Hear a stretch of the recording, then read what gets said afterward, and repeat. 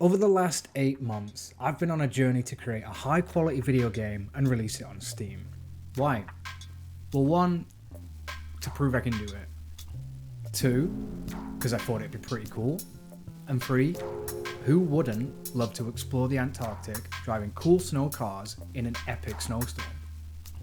Definitely not these guys. What is it?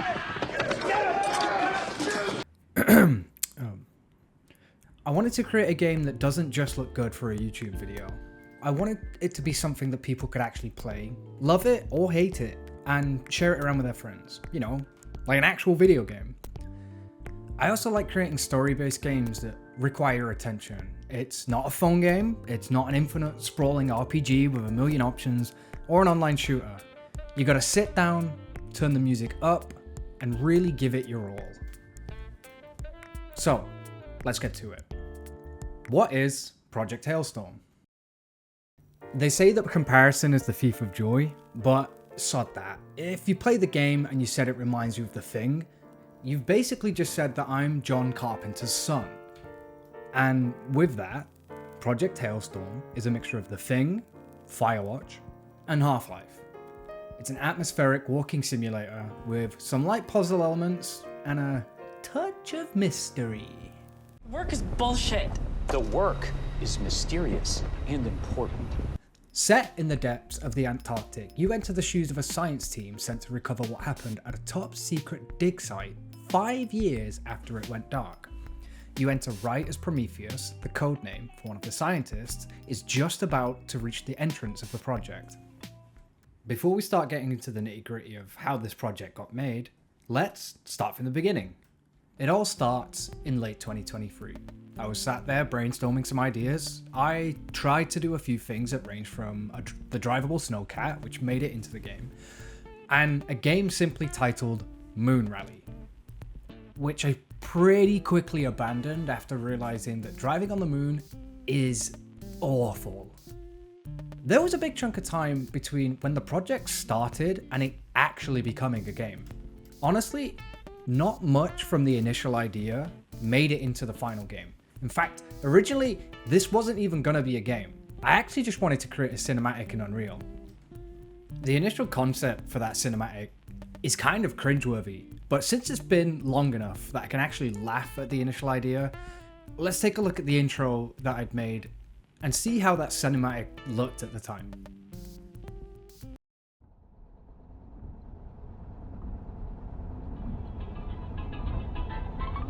Vlad, would you turn that shit off?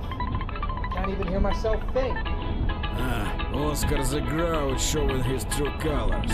This is the music we built the old country with. Show some class, it might even help us get there faster. Not if I don't kill myself first. What the fuck was that? I don't know, just get outside and check. Even if I say that everything in that video was a placeholder, I just don't like it. You can see how the original tone and concept are way different than how they turned out in the final product. The thing is, I probably could have continued that if I had the skills to animate and design characters, but I was already going to be modeling, texturing, designing, script writing, doing level design, interaction, UI, sound, producing, marketing, set dressing, self-promotion, puzzle design, video editing, playtesting, gameplay. Most things in this project were designed through a path of least resistance. If it was going to take longer than the whole project to learn how to do something, then I had to get creative and work around it. For example, I can't animate. I also hate animating. So either we find an animator to work for free, or we work around it. You can see that clear as day in some of the elements in the final game. The elevator sequence, for example, I wanted this really wicked 45-second long animation of the character pressing the button and holding on for dear life as the elevator cascaded down into the depths below. What we got instead was an old school first-person cutscene where the player's still in control of everything. It's not necessarily worse, but it does mean that the player has to be present and kind of breathe their own personality into what's happening. So, where does a project like this truly start? Funnily enough, 6 months later. I started off with a simple block out, 3 scenes, shortcut scene, bish bash bosh. Honestly, the game really didn't stray too much from this initial idea, but the pacing was adjusted throughout the course of creation. Let's take a look at a side-by-side comparison of how the initial block out compares to the final game. Here you can see the elevator hallway. This scene went through quite an intensive design process before landing where it is in the final game. And so, the player takes the elevator down before coming up to the decontamination chamber. At one point the bunkers didn't even exist, but because of pacing issues, I needed something that would spread the mayhem apart. Originally the player went from crashing in the elevator, stepping out into the decontamination chamber, and then immediately to the ending. It was way too much, way too fast. So add a few weeks from then, some more design and constant iteration, and we finally landed in a place that felt like I could kind of have something here. It was at this point that something in the project dramatically shifts. The game actually felt like it was becoming something, and hadn't given a lot of thought as to what that actually was. I had ideas, but I really didn't know how they would materialize. Enter the script rewrite. There's a process in a lot of well-renowned video games where the game is designed before the story gets any foothold, sort of building the fun, or in this case, the world, and then designing a story around that. That's what happened here. I sat down, I looked at what I had, some cabins, a hallway, a bunker, and the concept of a monolith, and got to work writing the script. It's at this point that the talented voice work of Michael Kaplan and Aaron Andrew comes in. I already knew that one of the things separating this game from like something that felt a bit cheap was good sounding voice acting. My voice, Lad, would you turn that shit off? or my friends' voices weren't gonna cut it. I needed real voice acting. Oh, hi, Mark. So I sat on my script for a few weeks while I was working on the environments. I made adjustments to anything that kind of sounded awkward, at least to the best of my abilities, and then I went out in search of somebody who could fill those roles. I sat in the calls with Michael and Aaron separately, and we went over the script together, reading lines and adjusting where necessary. This place looks like it's on its last legs. I can see the outboard cabins are still functioning though. I think I might be able to redirect some of its power to help me find the entrance. Base camp to Prometheus, come in. Our readouts say you should be approaching the dig site now, over. Their talented voice work is one of my favorite things in the project. This place looks like it's on its last legs. Alongside the voice work, I also took care of the sound effects myself. For the first few months of development, I was listening to the same goddamn snow sound effect every single time I opened the level. It was about time that I did something about that.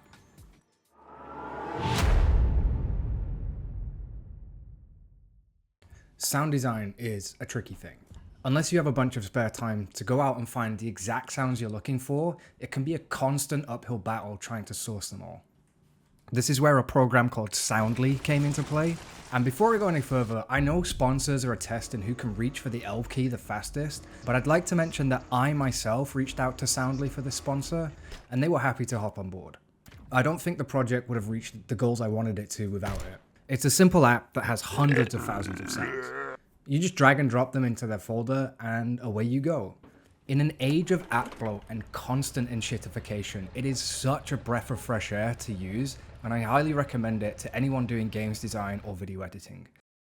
Using Soundly, I got to work populating areas of the level that felt like they needed audio. Steam pipes, elevators, soundscapes, valves, you name it. And I think it can be quite difficult to understand. Everything needs sound, otherwise it looks weird. And I know that sounds odd, but let's take a look at a few examples. Have you ever thrown a jerry can at a wall and it doesn't make any noise? Probably not, but let's take a look.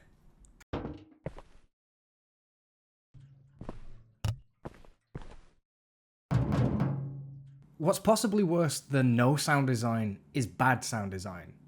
I don't have any examples in my game, but let's look at an exaggerated example of bad sound design. You were the only one that could have gotten to that blood. We'll do you last. Oh my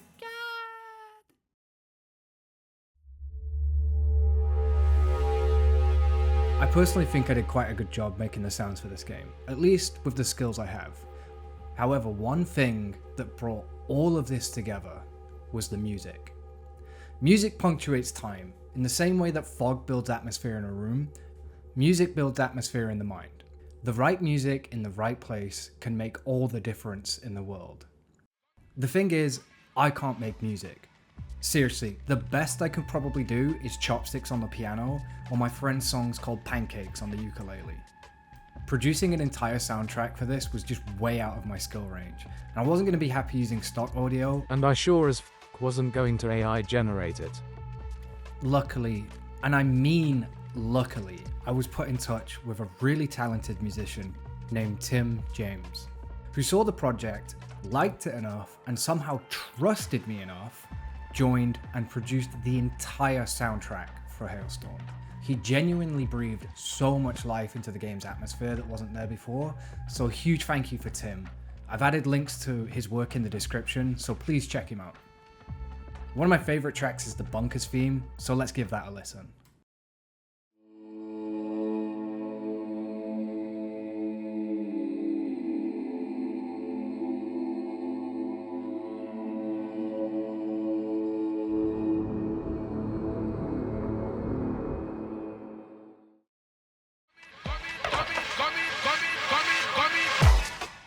Before we start talking about some more specific elements of the game, I'd like to mention the final coup de grace on making the game feel put together, and that's the menu system. It was leading up to Christmas, and I didn't particularly want to start anything that required a lot of thought, so for some reason I chose the menu system. Had I ever made menu systems before? Not really. What about saving persistent user data? No? Sure, let's go for it. Why not? Anyway, instead of bashing my head against menu systems for weeks on end, I decided to get a head start by using a marketplace product and adapting it to suit my needs. I made a really straightforward utilitarian menu with a cute little background of the snowcat interior.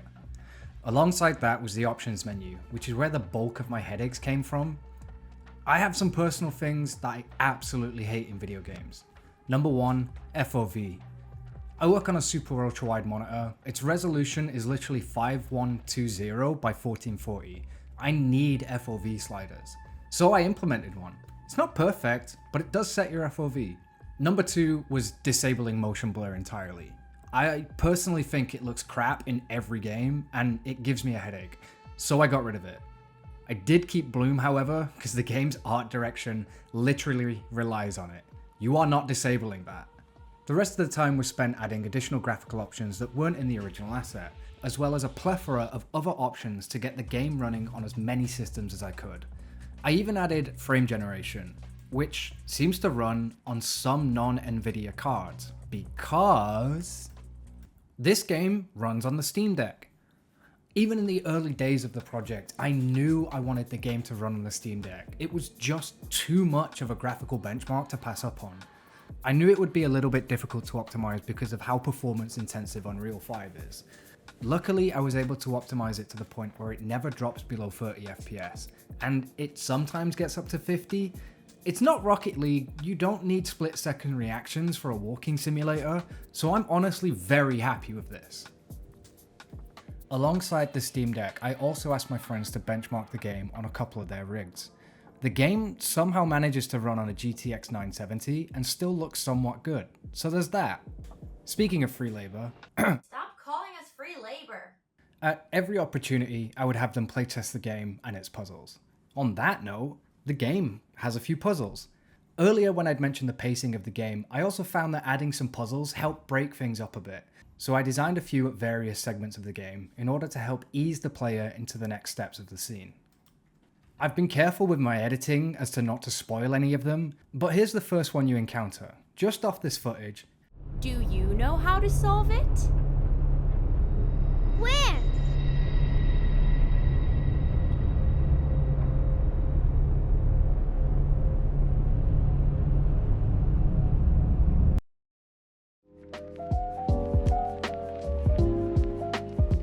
There's so much I could talk about in this project that I barely even covered the creation of the art.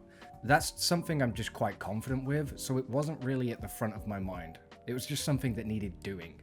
Let's take a look at some of the assets though. I do think they're really pretty. 99% of them were handmade, except for the gloves, which you can see here, which I scanned using a white box and a rotating Lazy Susan.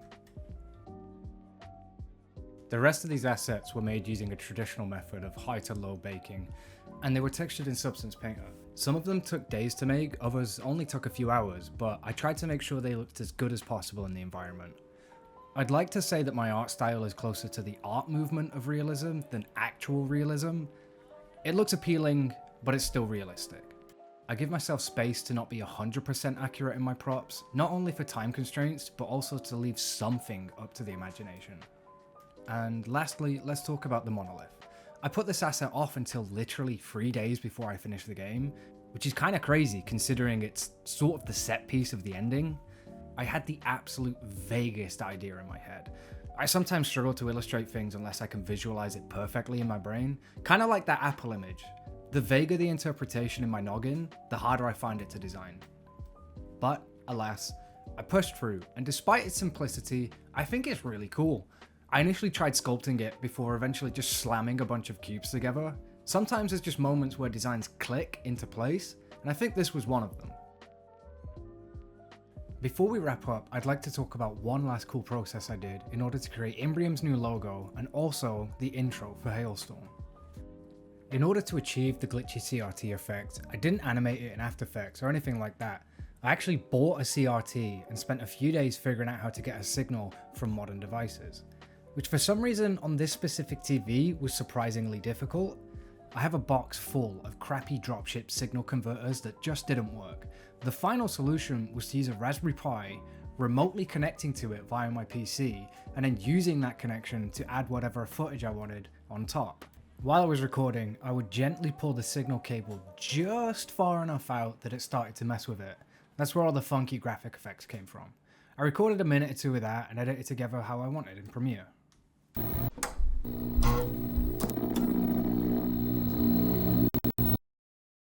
Some of the more eagle-eyed viewers might have noticed in the top right of the logo video, you can see the silhouette of the TV. And I know how easy that would be to fix, but for some reason, I kind of wanted to keep it. It's an odd creative choice. Hell, I could have edited it for this video and never mentioned it again, but I didn't. I really don't have a concrete reason as to why I keep it. Maybe it shows authenticity, maybe mistakes happen and that's okay. Maybe not everything needs to be perfect for it to be good. Maybe perfect doesn't exist, so why bother chasing it? You know what does exist? Project Hailstorm is the game that I made from scratch, almost entirely by myself. It's a little rough around the edges, it's by no means the Citizen Kane of gaming, and it's honestly shorter than an episode of SpongeBob, but it's authentically me and what I wanted to make. I hope you can all appreciate it for what it is, and I would even go as far as to say that this is the crowning achievement of my career so far. If you've watched this far, I want to thank you all. Games have been my passion since I was a child, and if I could tell that dork what he'd be doing now, I'm sure he'd say something like, "Ew, get away from me, you creep." Jokes aside, I actually do think he would be blown away by how far I've come. I started off by making Half-Life 2 maps in my bedroom, and I think little Adam would be proud of me. He might also ask me if I'm ever going to get a job at. Hopefully I can continue to do this stuff for the rest of my life, and hopefully I can share more stuff like this with you in the future. It's been a year since my last video, who's to say when the next one will be? Until then, peace.